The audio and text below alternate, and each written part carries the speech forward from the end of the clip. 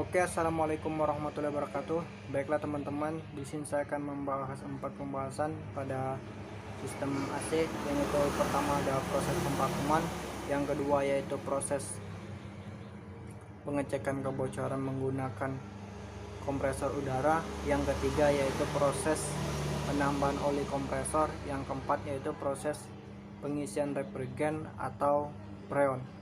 Baiklah, sebelum itu saya akan menjelaskan dahulu atau mengenalkan komponen-komponen sistem AC dahulu. Yang pertama yaitu ada kompresor, yang kedua ada kondensor, yang ketiga ada receiver dryer, yang keempat ada expansion valve, yang kelima ada evaporator, yang keenam adalah blower. Dan juga itu ada komponen-komponen sistem AC.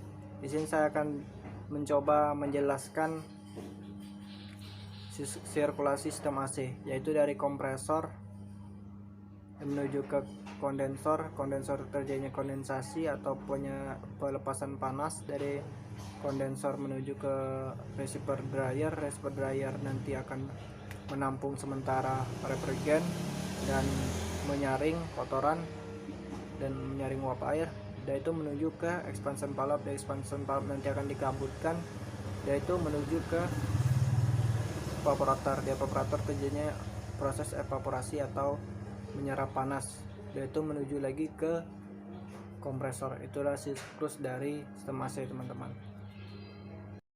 Baiklah, saya akan menjelaskan proses pemvakuman, yaitu yang pertama sebelumnya kita harus menyiapkan pompa vakum, manifold gauge beserta selangnya dan cokron.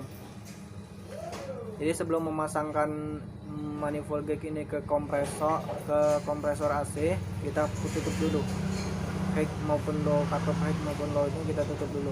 Lalu kita sambungkan yang merah ini ke kompresor AC dengan kode D, yang tekanan rendah yang biru ini kesambungan ke kompresor AC juga dengan kode S, dan warna kuning itu kita sambungkan ke inlet pompa vakum.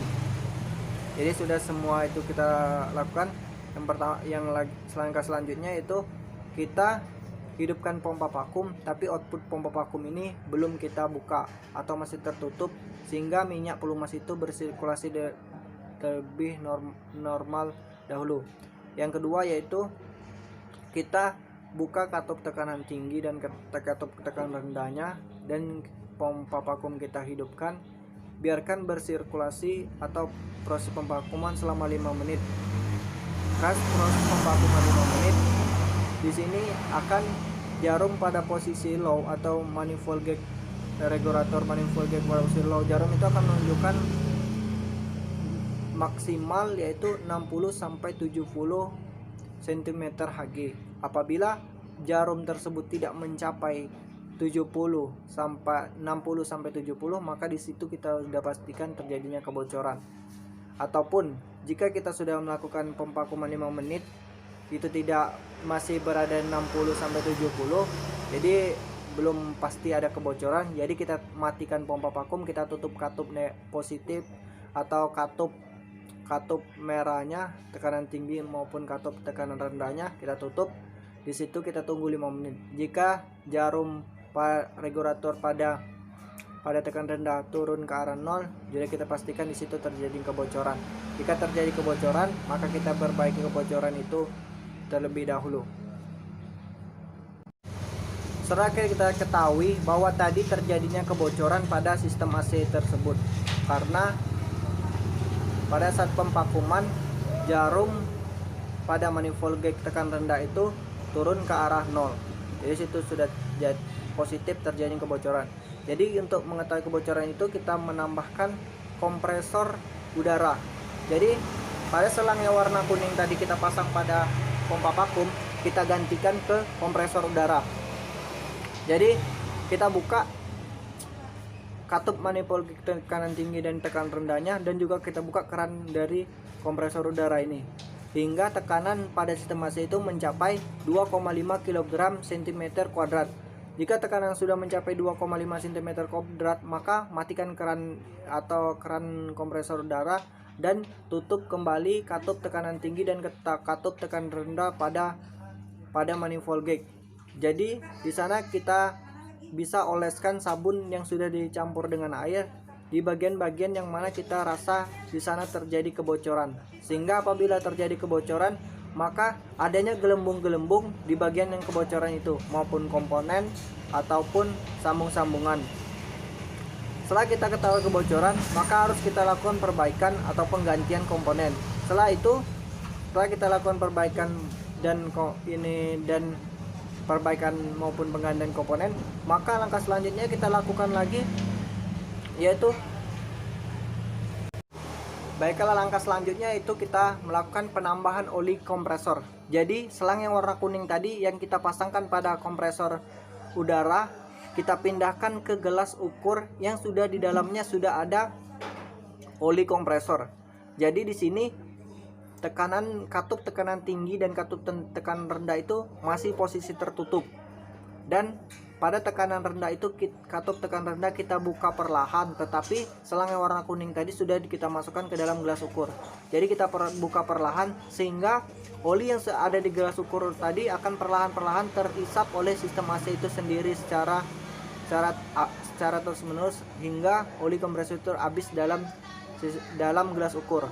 Jika itu oli kompresor sudah habis, maka cepat-cepat kita tutup katup tekanan rendah pada manifold gauge itu supaya tidak ada lagi udara yang masuk ke sistem AC tersebut.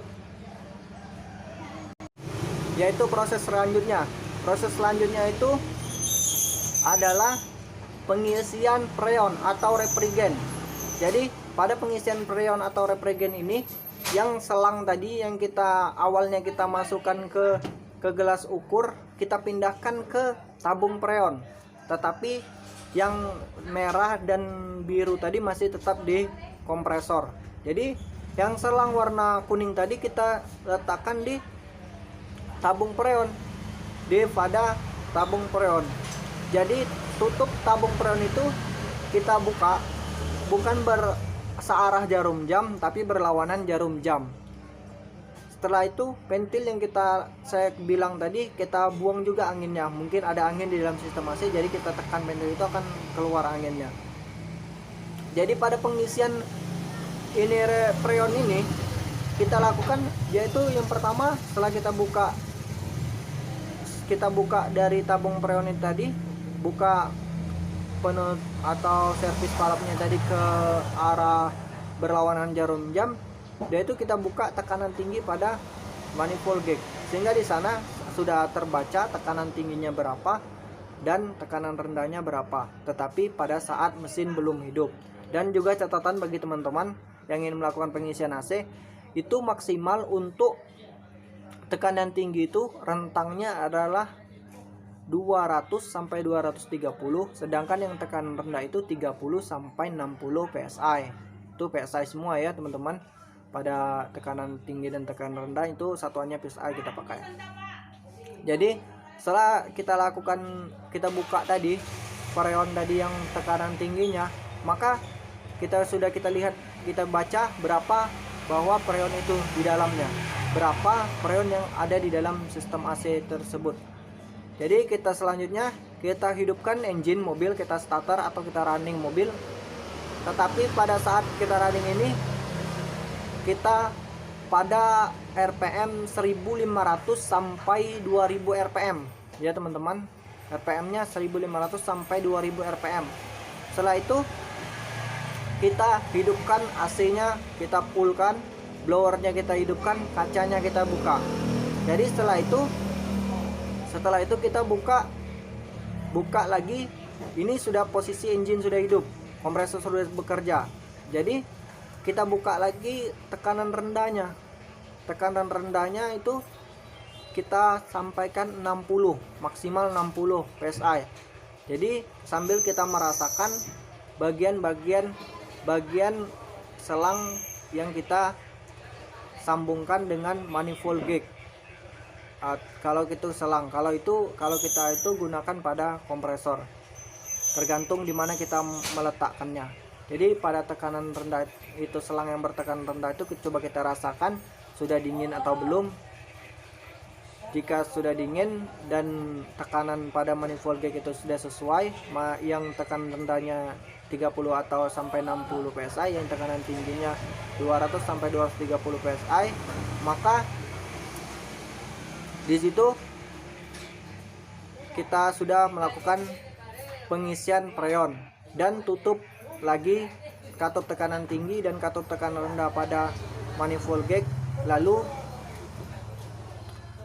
tutup juga tabung freon itu, servis valve pada tabung freon, sehingga freon itu tidak ada lagi yang keluar. Baiklah, di sini juga kita bisa lihat jumlah freon teman-teman.